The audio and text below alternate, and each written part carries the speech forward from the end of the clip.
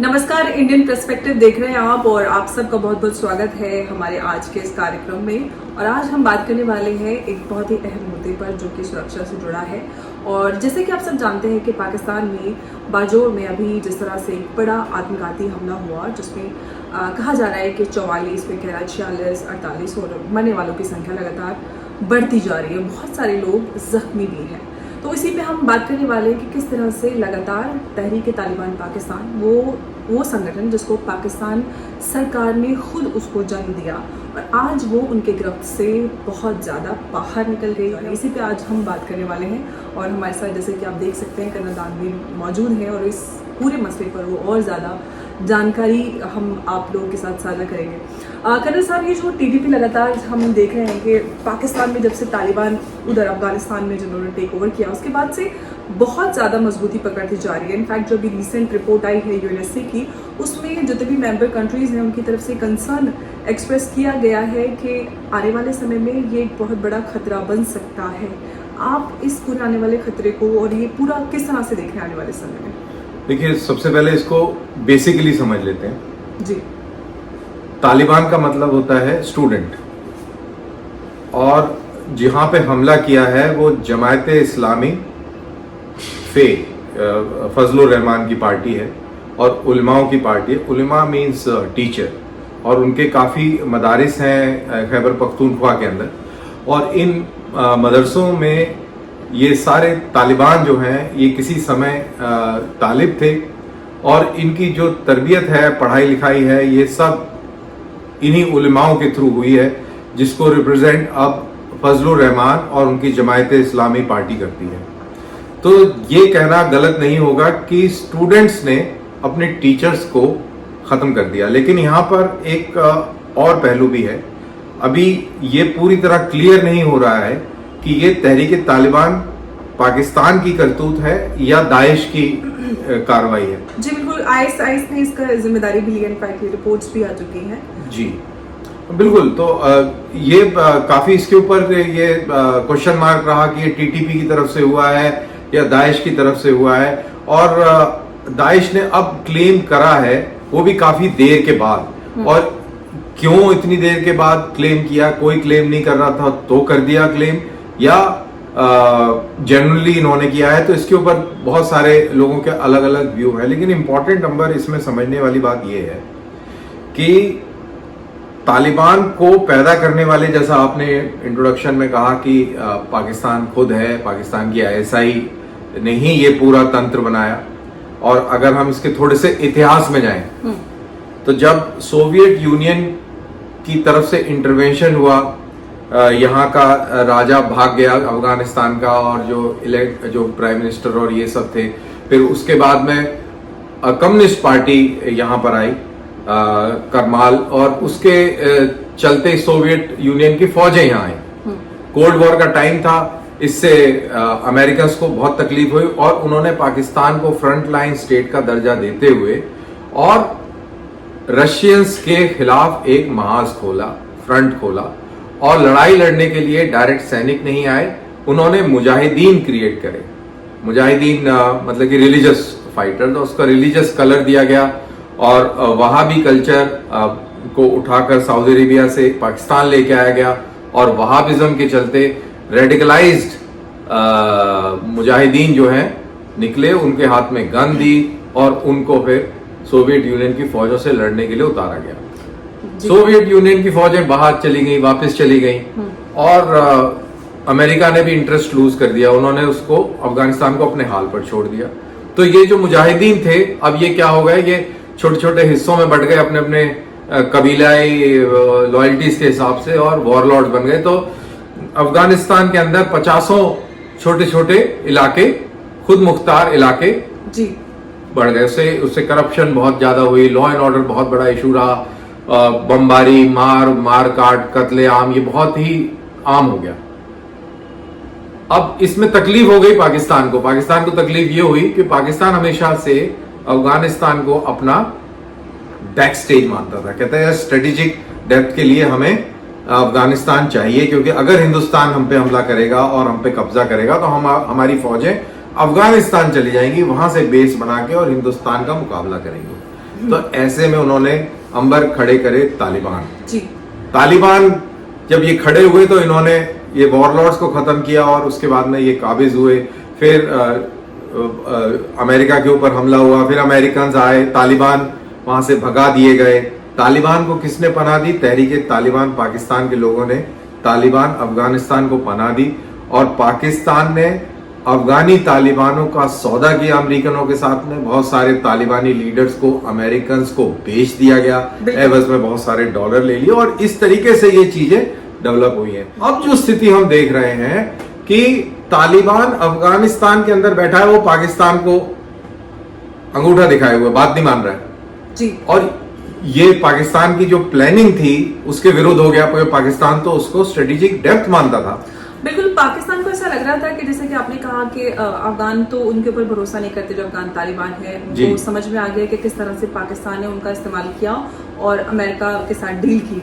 और उनको लग भी रहा था कि जैसे ही तालिबान टेक ओवर कर रहे हैं उसके बाद हम बड़े मजबूत हो जाएंगे। और इमरान खान को आपने देखा भी था, विजिट किया था, उनके सारे लोग लगातार विजिट कर रहे थे। और किस तरह से अफगान तालिबान ने पाकिस्तान को इग्नोर किया और रिश्तों में खटास तो दूर की बात, अब अगर कहें तो कड़वाहट आ चुके हैं। लेकिन हम अगर तालिबान जो पाकिस्तान है या तहरीक तालिबान की बात करें, उनकी बात करें तो समझ में आता है कि जिस उद्देश्य से बनी थी या आज जिस उद्देश्य से वो पाकिस्तान आर्मी हो या अलग अलग जो इलाके हैं जहाँ पर ट्राइबल एरियाज है जिनमें वो बहुत मजबूती पकड़ चुके हैं, वहाँ पर जो वो मकसद की अगर बात की जाती है कि किस मकसद से वो इस तरह के हमले पाकिस्तान पर कर रहे हैं, वो ये समझ में आता है कि वो एक शरिया का कानून नाफिज करना चाहते हैं या इसके भी आगे कोई बहुत ज़्यादा उनके बड़े मकसद हो सकते हैं, उद्देश्य हो सकते हैं। उस पर मैं आपसे थोड़ा जानना चाहती हूँ कि क्या ये यहीं तक सीमित है कि वो पाकिस्तान के अंदर जो पाकिस्तान की अभी मौजूदा सरकार है उसको शरिया के मुताबिक वो नहीं मानते कि वो काफ़ी है, या उसके आगे भी कुछ और मकसद वो अचीव करना चाहते हैं? अमर, इन लोगों का मकसद बड़ा सिंपल है। ये कहते हैं कि जो डेमोक्रेसी है या जिस फॉर्म में डेमोक्रेसी आप चला रहे हैं और आपके इंस्टीट्यूशन हैं गैर इस्लामी है और हम शरिया यहाँ पे नाफिज करना चाहते हैं और आप जिस तरीके से मुल्क को चला रहे हैं, इस्लामिक मुल्क को चला रहे हैं, ये एक तरीके से शिर्क कर रहे हैं, तो आपको हम हटाएंगे और इस्लामी कानून नाफिज करेंगे। तो यही सारा खेल चल रहा है। तो इसीलिए तहरीक तालिबान पाकिस्तान फौजी इदारों को, पुलिस को और अनफॉर्चुनेटली शियास को भी टारगेट वहां पे कर दिया। अभी 2-4 दिन पहले ही महमूद एजेंसी के अंदर वहां पर एक मस्जिद, शिया मस्जिद को टारगेट किया गया। तो इस तरीके की भी कार्रवाई तहरीक तालिबान पाकिस्तान भी करता है और तालिबान अफगानिस्तान वाले भी ये करते रहे हैं। हजारास को टारगेट करते थे और इस तरीके से बहुत सारी जो ये तो एक बात है, लेकिन इसके अलावा भी जो बात की जाती है जो अफगान तालिबान और तालिबान पाकिस्तान दोनों को मिलाकर, क्योंकि ये सारी रिपोर्ट्स हैं कि दोनों एक साथ हो रहे हैं। जैसे यूएनएससी की रिपोर्ट की मैं बात कर रही थी, उसमें उस रिपोर्ट में ये बात कही गई है कि अफगान तालिबान के बाद से टीटीपी यानी कि तालिबान पाकिस्तान मजबूत हुई है पाकिस्तान में। तो एक तो ये मकसद है जो हम सब जानते हैं, बेसिक है कि वो एक शरिया कानून नाफिज करना चाहते हैं। उसके अलावा भी जो डूरेंट लाइन का जो ये बिल्कुल ये तो ये बहुत अच्छी बात आपने कही। इनफैक्ट वो डूरेंट लाइन को नहीं मानते हैं क्योंकि पठान मानते हैं, कहते हैं ये पठान का जो इलाका है, पख्तूनिस्तान कह लीजिए, पठानिस्तान कह लीजिए, जो भी कहना हो, ग्रेटर अफगानिस्तान भी कह सकते हैं आप इसको। तो वो अपने आप को रिवायतन और अपनी भाषा, जुबान और जो उनका जो पख्तून कल्चर है उसके बेसिस पर इस पूरे इलाके को एक मानते हैं। और उनका कहना है कि अंग्रेजों ने इसको तकसीम कर दिया, एक लाइन बना दी और हम इस अंग्रेजों की लाइन को नहीं मानते हैं। और उनका यही मकसद है कि अपने इन पूरे इलाकों को दोबारा से जोड़ दिया जाए और बलूचिस्तान के साथ भी उनका ये गठजोड़ है, क्योंकि बलूचिस्तान के अंदर स्पेशली कोयटा और इस पूरे रीजन के अंदर कल्चर सेम है। पख्तूनिस्तान का कल्चर और बलूचिस्तान का कल्चर सेम है, ट्राइबल बेस्ड कल्चर है जी। तो एक ही तरीके से जिरगा होता है, एक ही तरीके से उनके आपस में मसले हल किए जाते हैं और सिमिलर कॉन्सेप्ट है और दोनों एक दूसरे की सपोर्ट भी करते हैं। तो ये इनका जो ग्रेटर अफगानिस्तान का जो ड्रीम है, जिसके अंदर अफगानिस्तान होगा, खैबर पख्तूनख्वा होगा और फाटा के ये पूरे इलाके होंगे और साथ के साथ इसमें बलूचिस्तान भी होगा। और इस तरीके से उन्होंने अपने इस ग्रेटर अफगानिस्तान की परिकल्पना करी है और ये उनका एक असल मुद्दा है एक्चुअली। और जो हम बात करें लगातार उस रिपोर्ट की, उसमें ये भी है कि जिस तरह से ये पूरा ट्राइबल एरिया और जहाँ पर टीटीपी हम सब जानते हैं कि बहुत मजबूती पकड़ चुका है। इनफैक्ट कई जगह इलाके ऐसे हैं जहाँ पर वो इंडिपेंडेंटली सारी चीज़ों को एडमिनिस्ट्रेट कर रहे हैं।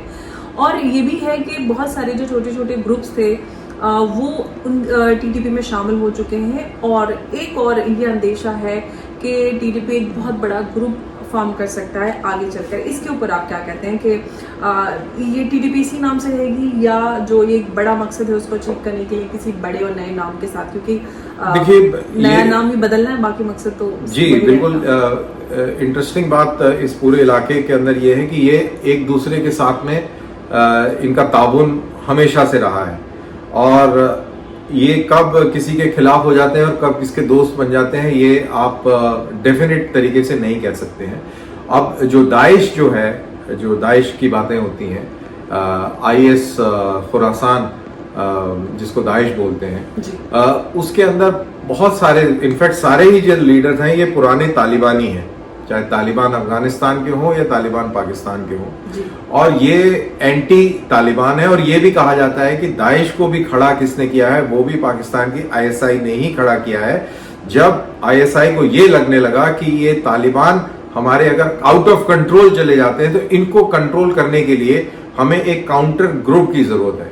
तो ये जो खुरासान दाइश जो है ये भी आईएसआई की ही क्रिएशन है। और आगे चल के ये कौन एक दूसरे के साथ मर्ज कर जाएंगे, मिल जाएंगे, ये आप डेफिनेट तरीके से कुछ नहीं कह सकते। तो आप इनको ध्यान से देखें तो चाहे वो अलकायदा हो, तालिबान हो, टीटीपी हो या माजिद ब्रिगेड हो, ये सारे के सारे एक साथ मिलकर काम कर रहे हैं और एक साथ मिलकर काम कर रहे हैं। हो सकता है कि मजबूती प्रदान करने के लिए और एक अलग किस्म का मैसेज देने के लिए ये मर्ज भी कर जाए और इनका नाम भी आगे चल के बदली हो जाए। लेकिन क्या होगा ये तो खैर अभी डेफिनेटिव तरीके से हम नहीं कह सकते, लेकिन ऐसा हो भी सकता है। जैसे तालिबान अभी एक नया, दोनों मिलाकर एक नया ग्रुप फॉर्म करने वाले हैं जी। और आईएसआई और अफगानिस्तान के अंदर दाइश लगातार हमले करता रहता है और एक बड़ा चैलेंज उनके लिए है। तो अगर ये नया ग्रुप फॉर्म भी कर लेते हैं तो क्या ये नया ग्रुप वर्सेस जो दाइश है इनकी आपस में कुछ एक, देखिए बिल्कुल बहुत ही इंटरेस्टिंग डेवलपमेंट अफगानिस्तान में हो रहा है। और वो इंटरेस्टिंग डेवलपमेंट ये है, अगर आप समाचार पत्रों के डेट्स पीछे जाए तो कुछ दिन पहले अमेरिका की सेंट्रल कमांड सेंटकॉम के जनरल इस्लामाबाद आए थे और उन्होंने वहां पे कुछ बातचीत कही। कहा जाता है कि उन्होंने पाकिस्तान से उसकी जो एयर स्पेस है उसके इस्तेमाल करने की अनुमति ली है। वो पहले भी है लेकिन शायद और उसको फॉर्मलाइज करने के लिए वो आए थे।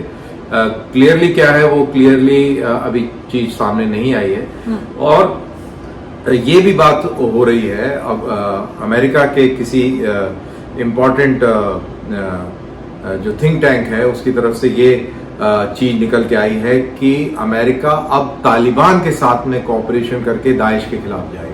जी, बात मैं आपके साथ बोलने वाली थी लेकिन आपने खुद ही बोल दी, क्योंकि लेटेस्ट रिपोर्ट्स हैं इसी के हवाले से कि अब तालिबान और ये सब और इस पूरे इसके अंदर अमेरिकन ने कहा है कि हमें पाकिस्तानियों की जरूरत नहीं है, तुम साइड में हो जाओ, हमें आपकी जरूरत नहीं, आपने बहुत मेहरबानी कर दी है इस पूरे इलाके पर, अब हम डायरेक्टली डील कर लेंगे। तो मोटा मोटी आप ये कह के चलिए कि अफगानिस्तान के अंदर शांति, पाकिस्तान की बात की जाए तो पाकिस्तान धोबी का कुत्ता बन चुका है, मतलब बेचारा बहुत ही बुरा हाल हो गया उनका और वही धोबी का डॉगी हो गया वो एकदम, और उनकी जरूरत नहीं रही है। तो अभी इस तरीके से वो चीज निकल के आ रही है। और दाइश जैसा मैंने बोला इसमें कोई भी आश्चर्य नहीं होगा अगर आगे चल के ये बात निकल के आती है कि पाकिस्तान की आईएसआई ने ही ये दाइश को खड़ा किया, बनाया और वही उसका संचालन करें। तो आज के लिए बस इतना ही इस वीडियो में, और आने वाले नए वीडियो में आप सबके साथ नए मुद्दे के साथ जुड़ेंगे।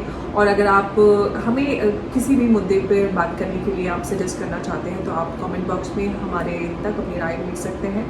और अगर आपको ये वीडियो पसंद आता है तो आप लाइक करें और शेयर भी करें दूसरों के साथ और आगे इसको बढ़ाएं। और इसी तरह से आप हमारे साथ बने रहें। नमस्कार, जय हिंद।